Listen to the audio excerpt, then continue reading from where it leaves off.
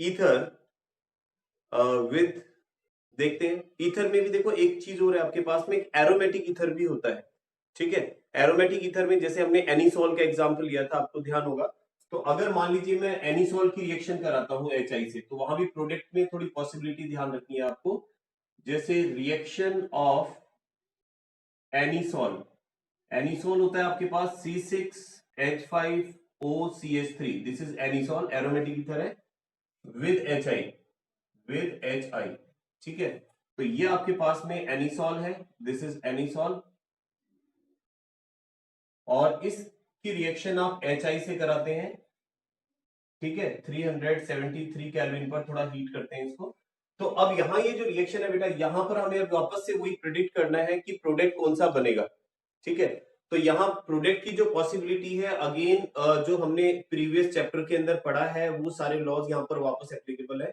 कि आप देखिए यहाँ जब ये I माइनस जो है ये आपके पास न्यूक्लियोफिलिक है, तो हमें पता है कि न्यूक्लियोफाइल जब अटैक करता है तो यहाँ दो पॉसिबिलिटी है, हो सकता है वो इस कार्बन पर अटैक करे, ठीक है, हो सकता है इस कार्बन पर अटैक करे। तो अगर मैं इस कार्बन पर अटैक की पॉसिबिलिटी की बात करता हूं, तो आप देखिए ये वाला ग्रुप जो है फिनाइल ग्रुप है, और आपने ये पढ़ा है कि फिनाइल ग्रुप जो होता है वहां पर रेजोनेंस की वजह से यहाँ डबल बॉन्ड कैरेक्टर आ जाते हैं। ठीक है, यहाँ पर डबल बॉन्ड कैरेक्टर आ जाते हैं। दूसरा, ये बॉन्ड की स्ट्रेंथ ज्यादा होती है, इजिली ब्रेक नहीं होता, तो यहाँ की बजाय इसकी जो पॉसिबिलिटी है अटैक करने की वो यहाँ है। ठीक है, तो इसका मतलब बॉन्ड जो ब्रेकेज होगा वो ये वाला बॉन्ड ब्रेकेज होगा, इस बॉन्ड को यहां से ब्रेक नहीं करेंगे। तो आपके पास जो प्रोडक्ट्स बनेंगे, ठीक है, तो प्रोडक्ट्स बनेंगे वो एक तो हो जाएगा आपके पास फिनॉल, और दूसरा हो जाएगा आपके पास मिथाइल आयोडाइड। इसका अपोजिट प्रोडक्ट नहीं बनाए। ठीक है, और ऐसी रिएक्शन जहां दो पॉसिबिलिटी हमें देखने को मिलती है, ऐसी रिएक्शंस इंपॉर्टेंट होती हैं। तो एग्जाम के पॉइंट ऑफ व्यू से भी एक इंपॉर्टेंट रिएक्शन है, क्योंकि यहाँ स्टूडेंट गलती करते हैं। ठीक है ना, अगर जिसको ध्यान है कि यहाँ रिएक्शन क्यों होगी, जैसे न्यूक्लियोफाइल के लिए हमें पता है कि CH3 ग्रुप आपके पास में है, तो ये SN2 मैकेनिज्म से सबसे ज्यादा रिएक्टिव होता है, तो यहाँ ये अटैक करेगा। जबकि अगर मैं न्यूक्लियो इस पर बेंजाइल ग्रुप, बेंजीन ग्रुप के ऊपर अटैक करता हूं, तो वहां पॉसिबिलिटी कम है, क्योंकि वो न्यूक्लियोफिलिक सब्स्टिट्यूशन रिएक्शन नहीं देता है। ठीक है, तो एक तो ये चीज ध्यान में रखनी है, ये हमारा जो कल वाला टॉपिक था। अच्छा, अब इसके बाद में देखिए दूसरी बात आती है कि अब तक जो हमने रिएक्शन कराई थी, ठीक है, कल हमने जो रिएक्शन कराई थी ईथर की HI के साथ में 1 डिग्री ईथर की, 2 डिग्री जिसके अंदर हमारे पास एल्काइल ग्रुप है ईथर में, उसकी रिएक्शन कराई थी। तो वहां वो सब रिएक्शन जो हम HI से करा रहे थे वो एक टेम्परेचर पर करा रहे थे, दैट इज 373 केल्विन। अगर आपने नोट डाउन नहीं किया हो तो टेम्परेचर जरूर मेंशन कर ले, वहां पर हल्का सा आपको हीट करना पड़ता है उसको, 373 केल्विन पर वो रिएक्शन होती है। ठीक है, लेकिन अगर आप इन मिनरल एसिड के साथ रिएक्शन करा रहे हैं और 273 केल्विन टेम्परेचर पर, यानी बहुत कोल्ड कंडीशन के अंदर उस रिएक्शन को करा रहे हैं, लगभग 0 डिग्री सेल्सियस पर करा रहे हैं, तो वहां जो प्रोडक्ट है वो चेंज हो जाता है। ठीक है, तो यहां ये ध्यान रखें। नेक्स्ट अपन देख रहे हैं reaction of ether, ether with mineral acids, mineral acids, mineral acids at 273 kelvin या 0 डिग्री सेल्सियस। ठीक है, इस पर हम रिएक्शन देख रहे हैं। तो यहां पर ध्यान रखिए, जब हम ये रिएक्शन कराते हैं तो ऑक्सोनियम सॉल्ट की फॉर्मेशन करते हैं, ये ध्यान रखें। तो जैसे फर्स्ट रिएक्शन देख रहे हैं अपन, कि मैं अगर किसी ईथर की reaction CH3 CH2O CH3 CH2, और इसकी रिएक्शन अगर मैं HCl से कराता हूं और 273 केल्विन पर इस रिएक्शन को करा रहे हैं, काफी मतलब 273 का मतलब 0 डिग्री सेल्सियस हो गया, बहुत ठंडा सॉल्यूशन है यहाँ पर। तो यहाँ ये ऑक्सोनियम सॉल्ट की फॉर्मेशन करेगा, कैसे देखिए, यहाँ हमें पता है ऑक्सीजन के पास में बॉन्डिंग करने के बाद दो लोन पेयर प्रेजेंट है। ठीक है, तो जिसके पास लोन पेयर है डेफिनेटली वो इलेक्ट्रॉन रिच है। ठीक है, और यहां अगर मैं बात करता हूं H प्लस और Cl माइनस आयन है, तो जब आप इसकी रिएक्शन कराएंगे तो ये जो लोन पेयर इलेक्ट्रॉन है ये H प्लस को गेन कर सकते हैं, और H प्लस को गेन करने के बाद में एक सॉल्ट की फॉर्मेशन करते हैं, जो कुछ इस तरह से बनेगा CH3 CH2O CH2 CH3 and H plus ion, यहाँ पॉजिटिव चार्ज आ जाएगा, and then Cl negative ion. तो ये जो हमारे पास में कंपाउंड बना है, क्योंकि H प्लस जो है, ध्यान रखना बेटा, उसने अब ये H ध्यान रखें, इस इलेक्ट्रॉन को गेन कर लिया इसने, इसलिए जो पॉजिटिव चार्ज है वो ऑक्सीजन के ऊपर आ गया है। ठीक है, तो ये जो पॉजिटिव चार्ज है आप इसको यहां से हटा के यहां भी शो कर सकते हैं कि इस पूरे पर जो पॉजिटिव चार्ज है ऑक्सीजन का वो मैंने यहां लिख दिया है ब्रैकेट के बाहर, और Cl नेगेटिव आयन है। तो एक सॉल्ट बन गया है क्योंकि हमारे पास यहाँ पॉजिटिव चार्ज भी है और नेगेटिव चार्ज भी है, so it will behave like a salt. तो इसका नाम क्या हो जाएगा, डाई इथाइल ऑक्सोनियम क्लोराइड। तो इसे कहा जाएगा डाई इथाइल ऑक्सोनियम क्लोराइड। ठीक है, डाई इथाइल ऑक्सोनियम क्लोराइड। तो देखो एक्चुअली हमारे पास ध्यान रखना कि यहाँ ऑक्सीजन से H प्लस आयन जो है वो अटैच हुआ है, तो H प्लस आयन अगर जुड़ता है कहीं पर तो वो EM साथ में आ जाता है। जैसे आपको ध्यान होगा कि ये हमारे पास अमोनिया है, तो अमोनिया में अगर मैं एक H प्लस को ऐड करता हूं तो NH4 प्लस को आप क्या बोलते हैं, अमोनियम। ठीक है, इसे अमोनियम कह रहे हैं। ऐसी ऑक्सीजन के साथ में जब हमने H प्लस को अटैच किया है तो इट हैज बिकम ऑक्सोनियम। ठीक है, तो इसलिए इसका पूरा नाम हो गया डाई इथाइल ऑक्सोनियम क्लोराइड, और ये एक सॉल्ट है, ध्यान रखिए बेटा, इट इज अ सॉल्ट। तो सिमिलरली रिएक्शन जो है ना वो आप किसके साथ, H2SO4 के साथ भी करा सकते हैं, उस एसिड के साथ में भी ये सेम रिएक्शन करेगा। तो एक रिएक्शन और देख लेते हैं, CH3 CH2O CH2 CH3, और इसको आप H2SO4 से रिएक्शन करा रहे हैं सेम 273 केल्विन टेम्परेचर। तो यहां H2SO4 का डिसोसिएशन जब आप करेंगे, देखिए H प्लस HSO4 नेगेटिव, इस तरह से डिसोसिएट होगा। और अगेन जैसा हमने कहा यहां पर लोन पेयर प्रेजेंट है हमारे पास, तो H प्लस इन लोन पेयर पर अटैक करेगा, और after attacking at lone pair तो इट विल फॉर्म अगेन, वापस से ये ऑक्सोनियम आयन की फॉर्मेशन करेगा लाइक दिस, CH2 CH3, और यहां पर H आ गया आपके पास में, और पॉजिटिव चार्ज मैंने बाहर लगा दिया है NHSO4। तो ये आपके पास में कंपाउंड बन गया, और ये जो कंपाउंड है that is di ethyl oxonium, इसका नाम हो जाएगा यहां पर di ethyl oxonium hydrogen hydrogen sulphate. ठीक है, हाइड्रोजन सल्फेट कहा जाएगा। तो ये चीज ध्यान रखनी है आपको। मैं एक बार वापस रिमाइंड करा दूं, जैसे जो अपन ने HI के साथ रिएक्शन कराई थी, जैसे ये वाली, ठीक है, तो ऐसे अगर आप किसी ईथर की HI के साथ रिएक्शन करा रहे हैं, लेकिन अगर आप टेम्परेचर 373 की जगह 273 रख रहे हैं, तो ध्यान रखना वो इस तरह से ऑक्सोनियम सॉल्ट बनाएगा। और अगर 373 रख रहे हैं तो फिर जो अभी अपन ने रिएक्शन बताई है उस तरह से वो रिएक्शन शो करता है। ठीक है, तो ये चीज ध्यान रखनी है, टेम्परेचर के डिफरेंस से प्रोडक्ट डिफरेंट बनते हैं आपके पास में, यहाँ टेम्परेचर मैटर करता है। तो इसको रफ कर रहा हूं मैं, और अब आगे चलते हैं। देन नेक्स्ट आता है हमारा रिएक्शन विद क्लोरीन, यानी क्लोरीनेशन। क्लोरीनेशन में भी आपको दो कंडीशन देखने को मिलेंगी यहां पर, देखते हैं। Chlorination of ether, chlorination of ether. So now we are talking about chlorination of ether. अब हम बात कर रहे हैं ईथर के क्लोरीनेशन के बारे में। ठीक है, तो जब हम ईथर का क्लोरीनेशन करा रहे हैं तो यहाँ दो पॉसिबिलिटी है। देखिए ईथर इस तरह से लिख रहे हैं अपन, CH3, दोनों रिएक्शन को एक साथ ही लेके चलते हैं हम, बेटर समझ में आएगी आपको। ये हमारे पास ईथर है और हम इसका क्लोरीनेशन करा रहे हैं, तो यहाँ दो पॉसिबिलिटी है। ठीक है, पहली पॉसिबिलिटी क्या है कि आप Cl2 से रिएक्शन कराएं, बट आप ये रिएक्शन जो है वो डार्कनेस में करा रहे हैं।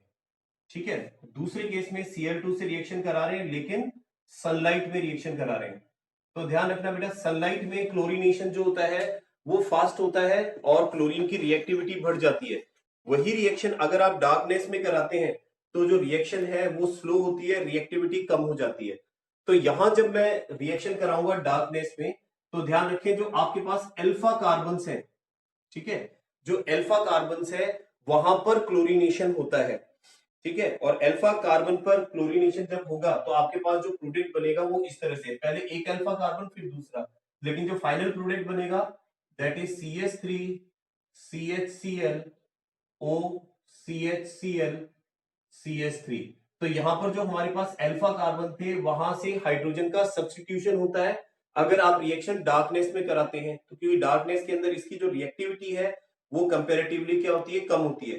तो जो प्रोडक्ट बना है आपके पास में दैट इज, अब ये प्रोडक्ट आपके पास में हो जाएगा 1,1 die chloro di ethyl diethyl ether, ठीक है, इस तरह से बोला जा सकता है। और अगर इस का क्लोरीनेशन आप सनलाइट की प्रेजेंस के अंदर कराते हैं, ठीक है, तो सनलाइट की प्रेजेंस के अंदर जब आप कराएंगे तो इसके जितने भी हाइड्रोजन है सबका सब्स्टिट्यूशन हो जाएगा, सारे हाइड्रोजन क्लोरीन से डिस्प्लेस हो जाएंगे। तो आपके पास जो प्रोडक्ट बनेगा वो इस तरह से है, CCl3 CCl2 O CCl2 and CCl3, ठीक है। अब इसकी नेमिंग के लिए देखो एक बहुत सिंपल सा तरीका है, अगर किसी हाइड्रोकार्बन में या किसी कंपाउंड में सारे हाइड्रोजन सब्स्टिट्यूट हो जाते हैं हेलोजन से, तो वहां पर हम उसे पर हेलो कंपाउंड कहते हैं। पर हेलो मतलब all the hydrogen has been displaced by halogen. तो यहां इसे आप बोलेंगे पर क्लोरो डाई इथाइल ईथर, ध्यान रखना, पर क्लोरो डाई इथाइल ईथर। तो इसमें जितने भी हाइड्रोजन है वो सब क्लोरीन से डिस्प्लेस्ड हो चुके हैं, इसलिए इसे हमने पर क्लोरो डाई इथाइल ईथर कहा है। तो ये भी बहुत मतलब बढ़िया रिएक्शन है, पूछी जा सकती है, क्योंकि अलग अलग कंडीशन में प्रोडक्ट अलग बन रहा है। अगर आप डार्कनेस में करा रहे हैं या लाइट की एब्सेंस में करा रहे हैं तो आपके पास में अल्फा कार्बन पर क्लोरीन जो है वो सब्स्टिट्यूट हो रहे हैं, हाइड्रोजन को सब्स्टिट्यूट करके क्लोरीन आ रहे हैं। और अगर आप लाइट की प्रेजेंस में करा रहे हैं तो सभी हाइड्रोजन जो है वो क्लोरीन से डिस्प्लेस हो जाएंगे, ठीक है। तो ये इसका क्लोरीनेशन है, ये ध्यान रखना है आपको। और आगे चलते हैं, क्लोरीनेशन के बाद फिर हम इसकी रिएक्शन कराते हैं ऑक्सीजन से, ठीक है। जब हम इसकी ऑक्सीजन से रिएक्शन कराते हैं तो एक्चुअली पेरोक्साइड की फॉर्मेशन होती है। तो समझते हैं इसे, रिएक्शन विद ऑक्सीजन, और इसको हम लिख सकते हैं formation of peroxide, formation of पर ऑक्साइड, पेरोक्साइड की फॉर्मेशन, ठीक है। अब इसको समझना आप ध्यान से, जैसे हमने यहां पर लिया है CH3 CH2O CH2CH3 और आप इसको ऑक्सीजन से रिएक्ट करा रहे हैं। तो ध्यान रखना बेटा, ऑक्सीजन से रिएक्शन करने पर जो हमारे पास ईथर है वो पेरोक्साइड की फॉर्मेशन करता है, पेरोक्साइड बनाता है, ठीक है। और अगर इस चीज को और अच्छी तरह से समझे कि जो ईथर होता है, जैसे हमने कहा कि अगर ऑक्सीजन के कांटेक्ट में आता है तो पेरोक्साइड बना लेता है। तो इसलिए जब भी ईथर को यूज में लिया जाता है तो यूज में लेने से पहले इसके ऑक्सीजन को रिमूव करना जरूरी होता है, क्योंकि जो ये पेरोक्साइड बनाता है ये पेरोक्साइड काफी एक्सप्लोसिव होता है। तो कई बार ईथर को जब यूज में लिया जाता है या हल्का सा हीट भी किया जाता है तो इस पेरोक्साइड की वजह से वो एक्सप्लोड हो जाता है। तो ये चीज ध्यान रखें, ईथर का जो यूज है वो भी बहुत ही ध्यान से केयरफुली किया जाना चाहिए, क्योंकि ईथर को डायरेक्टली आप जैसे बोतल को ओपन करा आपने फिर खोला बंद किया तो उसमें डेफिनेटली पेरोक्साइड बन जाएगा। तो जब भी उसको यूज में लिया जाता है तो उससे पहले उसके पेरोक्साइड का रिमूवल किया जाता है, ठीक है। तो अब हम बात कर रहे हैं कि ऑक्सीजन के साथ ये पेरोक्साइड कैसे बनाएगा, ये देखते हैं। तो यहां पर हमारे पास जो एक अल्फा हाइड्रोजन है, सॉरी अल्फा कार्बन है, वहां पर ऑक्सीजन पेरोक्साइड की फॉर्म में अटैच होगा। तो यहां इस तरह से देखिए CH3 CH, तो यहां ये अल्फा है, तो यहां मैं इस ऑक्सीजन को कनेक्ट कर रहा हूं like this, oxygen oxygen and hydrogen, ठीक है, and then oxygen CH2 CH3। तो मैंने कुछ नहीं किया है, बस इतना किया है कि यहां जो दो हाइड्रोजन थे इसमें से एक हाइड्रोजन के साथ और कार्बन दोनों के बीच में मैंने दो ऑक्सीजन जो थे उनको कनेक्ट कर दिया है। तो हमारे पास में ये पेरोक्साइड बन गया है। अब अगर हम इसकी नेमिंग की बात करते हैं तो नेमिंग में आप देखो आपके पास में ये है, इसको आप इस तरह से ले सकते हैं कि ये वाला ग्रुप जो है बेटा ये आपके पास में क्या है, एथॉक्सी है, क्योंकि इथाइल के साथ ऑक्सीजन जुड़ा हुआ है और ये इस फर्स्ट कार्बन पर जुड़ा हुआ है, ठीक है। इसको अगर मैं फर्स्ट कार्बन कंसीडर करता हूं तो मैं बोलूंगा एथॉक्सी जो है वो 1 कार्बन पर है। तो 1 इथॉक्सी, और अब ये जो बाकी हमारे पास कंपाउंड बच रहा है वो पूरा पेरोक्साइड की फॉर्म, हाइड्रोजन पेरोक्साइड बना रहा है। देखो हाइड्रोजन और दो ऑक्सीजन जुड़े हुए हैं, तो इसको हाइड्रोजन पेरोक्साइड कहेंगे, किसके साथ, इथाइल ग्रुप के साथ में। तो इथाइल हाइड्रो पेरोक्साइड, तो इसे कहा जाएगा इथाइल हाइड्रो पेरोक्साइड, ठीक है। तो ये चीज ध्यान रखना, ये वाला पूरा ग्रुप इथाइल हाइड्रो पेरोक्साइड है और इथाइल हाइड्रो पेरोक्साइड में फर्स्ट कार्बन पर इथॉक्सी जुड़ा हुआ है, इसलिए मैंने इसको लिखा है 1 इथॉक्सी इथाइल हाइड्रो पेरोक्साइड, ठीक है। तो ये काफी एक्सप्लोजिव होता है, ध्यान रखें, इसको डायरेक्ट हीट नहीं किया जा सकता है, ठीक है। यहां लिख देता हूं मैं एक्सप्लोजिव, एक्सप्लोजिव, ठीक है, इट इज एक्सप्लोजिव। ये एक्सप्लोजिव होता है तो it is not heated directly, इसके ऑक्सीजन को पहले या पेरोक्साइड को पहले रिमूव किया जाता है, तो इस तरह से ये ऑक्सीजन के साथ में रिएक्शन करता है। अब इसके बाद नेक्स्ट आता है, ये तो हो गया हमारे पास जो एलिफेटिक्स कंपाउंड थे, इनकी रिएक्शन देखी अपन ने। अब अगर हम इसके एरोमेटिक की बात करते हैं कि ईथर का जो एरोमेटिक फॉर्म है जिसको हम एनिसोल कहते हैं, वो इलेक्ट्रोफिलिक सब्स्टिट्यूशन रिएक्शन देखता है। तो इलेक्ट्रोफिलिक सब्स्टिट्यूशन रिएक्शन किस तरह की होती है देखें इसमें। तो electrophilic substitution reaction of ether, और ईथर में कौन सा, एनिसोल, ठीक है, एनिसोल ही देगा ये, एनिसोल से मतलब एरोमेटिक ईथर ये रिएक्शन देगा। अब देखिए रिएक्शन किस तरह से होगी, इसको समझने की कोशिश करते हैं। ओके, तो सबसे पहले तो ये देखिए कि इसमें रेजोनेंस होता है, और उस रेजोनेंस की वजह से इसकी ऑर्थो और पैरा पोजीशन पर पार्शियल नेगेटिव चार्ज क्रिएट हो जाता है, और उसी की वजह से वो इलेक्ट्रोफिलिक सब्स्टिट्यूशन रिएक्शन देता है। तो हम एक बार देख लेते हैं पहले resonance, resonance in anisole, anisole में रेजोनेंस किस तरह से होगा, ठीक है। तो देखिए हमारे पास ये है एनिसोल, ठीक है, और इस एनिसोल में जैसा हम देख पा रहे हैं यहां पर ऑक्सीजन के पास में, सॉरी, ऑक्सीजन के पास 4 इलेक्ट्रॉन है, ठीक है, यानी 2 लोन पेयर है। तो डेफिनेटली हमें पता है कि बेंजीन रिंग जो होती है ना बेटा, वो इलेक्ट्रॉन विड्रॉइंग होती है, इलेक्ट्रॉन को अपनी तरफ अट्रैक्ट करती है, ठीक है। तो यहां पर अगर ये बेंजीन रिंग इलेक्ट्रॉन को अट्रैक्ट करती है, सपोज ये इलेक्ट्रॉन जो है वो यहां से यहां पर आते हैं, ठीक है, तो डेफिनेटली ये जो पाई बॉन्ड है ये ब्रेक हो जाएगा और अपनी इलेक्ट्रॉन डेंसिटी को यहां ट्रांसफर कर देगा। तो उस केस में हमारे पास जो कंपाउंड इसका नेक्स्ट रेजोनेटिंग स्ट्रक्चर बनेगा, it will be like this, ये कुछ इस तरह से होगा, ठीक है।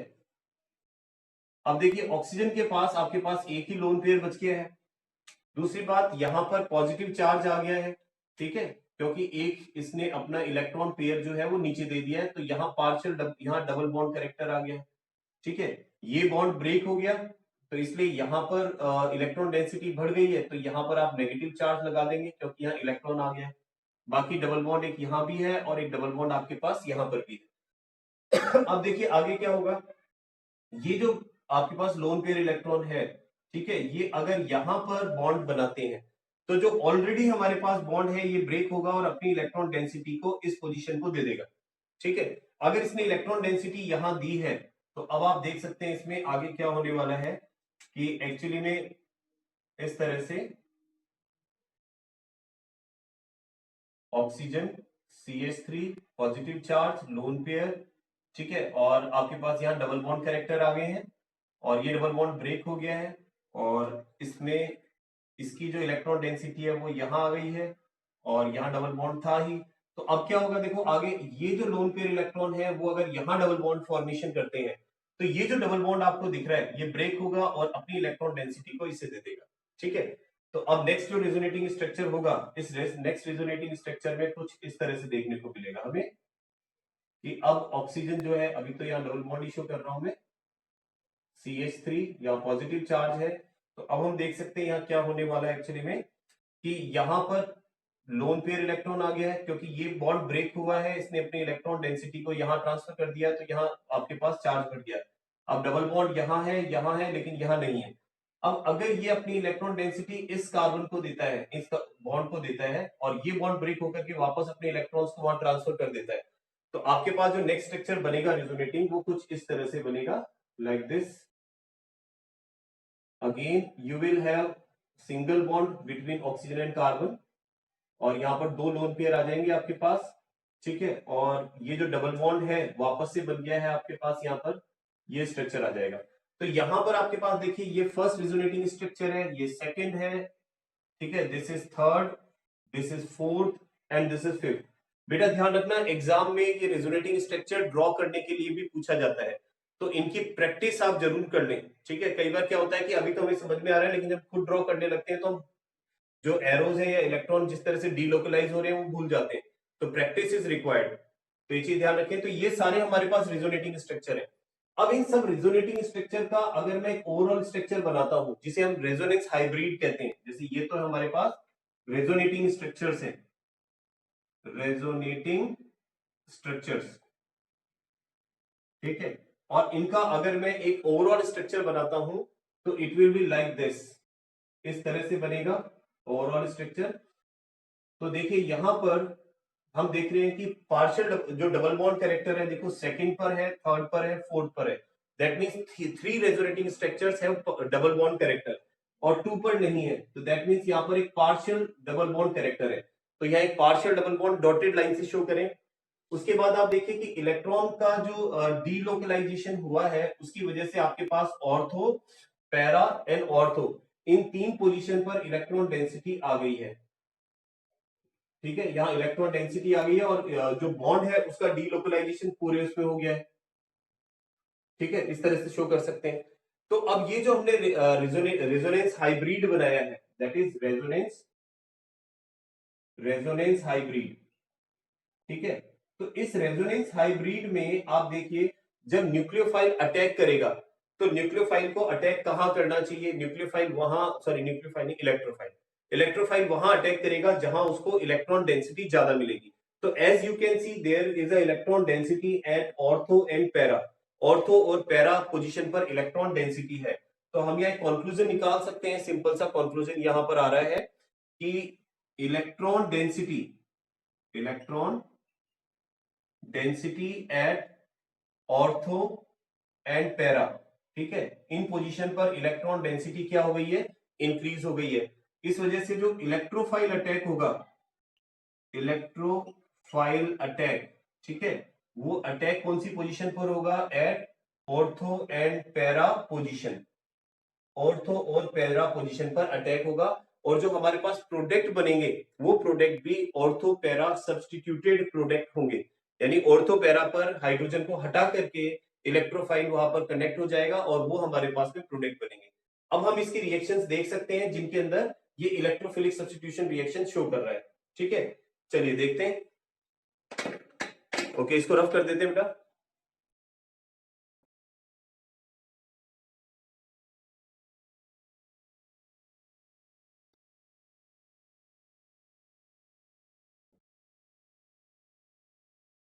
Okay, so let's see. तो अब हम देख रहे हैं इलेक्ट्रोफिलिक सब्सटीट्यूशन रिएक्शंस ऑफ एनीसॉल, एनीसॉल की इलेक्ट्रोफिलिक सब्सटीट्यूशन रिएक्शन। तो सबसे पहले हम बात करते हैं इसके नाइट्रेशन की, नाइट्रेशन ऑफ एनीसॉल। तो ये मोस्टली रिएक्शंस आपने पढ़ी हुई है, वही है एनीसॉल नाइट्रेशन, नाइट्रेशन ऑफ एनीसॉल, एनीसॉल का नाइट्रेशन देख रहे हैं। तो जब आप नाइट्रेशन कराते हैं तो इस एनीसॉल पर आप रिएक्शन कराएंगे किसकी, HNO3 की, ठीक है, कंसंट्रेटेड HNO3 की in presence of concentrated H2SO4, ठीक है। तो ये तो एज ए कैटलिस्ट काम करेगा। और आपको पता है जो नाइट्रिक एसिड है आपके पास में HO negative and NO2 positive, इस तरह से ये डिसोसिएट होगा। तो ये जो NO2 पॉजिटिव आपके पास में बना है, ये NO2 पॉजिटिव ऑर्थो और पैरा पोजीशन पर अटैक करेगा। जैसा अभी अपन ने कहा, क्योंकि ये पॉजिटिव है तो इलेक्ट्रॉन डेंसिटी का है आपके पास, इस पोजीशन पर और इस पोजीशन पर है। तो आपके पास जो प्रोडक्ट बनेगा एक तो इस तरह से होगा OCH3, ऑर्थो पोजीशन पर नाइट्रो को अटैच कर दें, और एक प्रोडक्ट आपके पास इस तरह से बनेगा जिसमें आपके पास नाइट्रो ग्रुप जो है वो पैरा पोजीशन पर अटैच होगा, ठीक है। Now what will be the name of this product, इसका नाम क्या होना चाहिए, देखिए ऑर्थो पर नाइट्रो जुड़ा हुआ है तो it will be ortho nitro anisole, ठीक है। और इसे कहा जाएगा पैरा नाइट्रो एनीसॉल, ठीक है, ये पैरा नाइट्रो एनीसॉल हो जाएगा। तो ये जो रिएक्शन है इसे हम कह रहे हैं नाइट्रेशन ऑफ एनीसॉल, और ये इलेक्ट्रोफिलिक सब्स्टिट्यूशन रिएक्शन है। इसके बाद अगर हम इसका हेलोजिनेशन कराते हैं, एक और देखते हैं हेलोजिनेशन, हेलोजिनेशन ऑफ एनीसॉल। तो एनीसॉल का हेलोजिनेशन देख रहे हैं। तो हेलोजिनेशन में ये आपके पास एनीसॉल है सॉरी, ये हेलोजिनेशन करा रहे हैं इसका। तो हेलोजिनेशन में चाहे आप ब्रोमिनेशन कराएं, क्लोरीनेशन कराएं, तो करा सकते हैं कुछ भी। अच्छा, इसमें एक समझने वाली बात और है कि देखिए अपन ने इससे पहले जब पढ़ा था कि जब हम हेलोजिनेशन कराते हैं इलेक्ट्रोफिलिक सब्स्टिट्यूशन रिएक्शन में, तो आप वहां पर यूज में लेते हैं AlCl3, FeBr3 इस तरह से, मतलब लुईस एसिड जो होता है, लुईस एसिड एनहाइड्रस AlCl3 या AlBr3 इस तरह के यूज में लिए जाते हैं लुईस एसिड, लेकिन यहाँ उसकी जरूरत नहीं है। उसके बिना भी ये आसानी से रिएक्शन हो जाती है, क्योंकि ये वाला जो ग्रुप है OCH3, इसके पास इलेक्ट्रॉन डेंसिटी है जो नीचे बेंजीन रिंग में ट्रांसफर हो रही है, जो इस बेंजीन रिंग को एक्टिवेट ज्यादा कर रही है।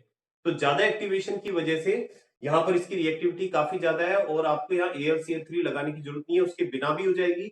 एसिटिक एसिड भी काम में लिया जाता है यहाँ पर सॉल्वेंट की तरह, उसमें ये रिएक्शन और अच्छी तरह से होती है। ठीक है, तो यहाँ पर अपनी बुक्स में जो दिया हुआ है उसके अंदर यहाँ पर एसिटिक एसिड की प्रेजेंस में इन रिएक्शन को कराया गया है। ठीक है, तो जब यहाँ करा रहे हैं तो आप देखिए ये Br2 ब्रेक जब होगा तो इसमें एक पार्ट तो पॉजिटिव है और एक पार्ट नेगेटिव। ठीक है, तो जो अट्रैक्ट होगा इलेक्ट्रॉन से वो वाला पार्ट जो है आपके पास क्या हो जाएगा, that part will be positive. ठीक है, और वो यहाँ ऑर्थो और पैरा पर अटैक करेगा, तो आपके पास जो प्रोडक्ट बनना चाहिए वो कुछ इस तरह से बनेगा, OCH3 Br and again OCH3 और एक Br पैरा पर, और यहां से जो हाइड्रोजन डिस्प्लेस होंगे, ठीक है, ऑर्थो और पैरा से, वो एक Br नेगेटिव से कंबाइन होकर के 2HBr की फॉर्मेशन कर लेंगे, अगर यहाँ दो ले रहे हैं तो। ठीक है, तो अब हमारे पास में नेक्स्ट देखते हैं। बेटा रिकॉर्डिंग की जरूरत नहीं है, ऑलरेडी मैं रिकॉर्डिंग कर रहा हूं। ठीक है, चलिए आगे चलते हैं। Yes, so let's continue. तो यहां पर आपके पास में Br की जो पोजीशन है बेटा, वो कौन सी पोजीशन है, ऑर्थो पोजीशन है, तो आप यहां लिख सकते हैं ऑर्थो ब्रोमो ब्रोमो एनिसॉल। ठीक है, और ये आपके पास बन जाएगा पैरा ब्रोमो ब्रोमो एनिसॉल। ठीक है, पैरा ब्रोमो एनिसॉल की फॉर्मेशन हो जाएगी। तो इस तरह से इसका ब्रोमिनेशन या हेलोजिनेशन कराया जा सकता है। तो ये बिल्कुल वैसी ही रिएक्शन है जैसी आपने हेलोबेंजीन का की इलेक्ट्रोफिलिक सब्स्टिट्यूशन रिएक्शंस देखी थी, काफी सिमिलर है उससे। ठीक है, अगर आपको वो रिएक्शंस आती हैं तो ये रिएक्शन भी आप आराम से कर सकते हैं। इसके अलावा आपने देखा था एक रिएक्शन होती है फ्रीडल क्राफ्ट रिएक्शन। तो फ्रीडल क्राफ्ट रिएक्शन में आप एसिटाइल क्लोराइड और एल्काइल हैलाइड इनके साथ में रिएक्शन कराते हैं, किसकी, एनिसॉल की। तो एनिसॉल की एक रिएक्शन उनके साथ भी देख लेते हैं, फ्रीडल क्राफ्ट रिएक्शन। यस, तो लेट्स सी फ्रीडल क्राफ्ट